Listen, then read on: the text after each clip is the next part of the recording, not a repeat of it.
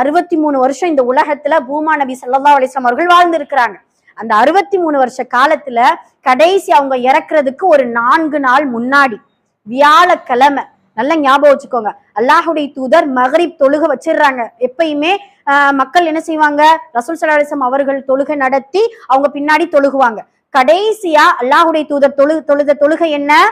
மகரிப் தொழுகை. என்ன தொழுகை? மகரிப் தொழுகை. அந்த தொழுகையில சூரா முர்சலாத் என்ன செய்யறாங்க, அல்லாஹுடைய தூதர் ஸல்லல்லாஹு அலா முஹம்மத் ஸல்லல்லாஹு அலைஹி வஸல்லம் அவர்கள் ஓதுறாங்க. அதோடு அவங்களுடைய கடைசி தொழுகை அதுதான். இஷாவுக்கு எழுறாங்க, எந்திக்கிறாங்க. எந்திரிச்சு எனக்கு கொஞ்சம் தண்ணீர் கொண்டு வாங்கன்ட்டு தன்னுடைய மனைவி இடத்துல சொல்றாங்க. சொன்ன உடனே அந்த தண்ணீர் எடுத்து தன்னுடைய முகத்திலும் தன்னுடைய உடம்பிலும் ஊத்திக்கிறாங்க. ஏன்னா அவங்களுடைய காய்ச்சலின் கடினம், ஒரு ஆளுக்கு நமக்கு வர்ற அந்த காய்ச்சல் நம்மளாலே தாங்க முடியாது தானே. ஆனா அல்லாஹுடைய தூதர் சொல்றாங்க, பாங்கு சொல்லப்படுது,